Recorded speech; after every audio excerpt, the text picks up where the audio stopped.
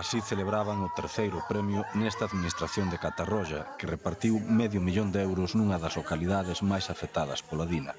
Festexábano nun local aínda medio baleiro, despois de máis dun mes en abrir polos estragos que sufriron. Claro, nosaltres pensàvem, té que tocar este any, perquè havem estat 36 dies sense obrir i jo crec que s'ho mereixíem i la gent del poble també.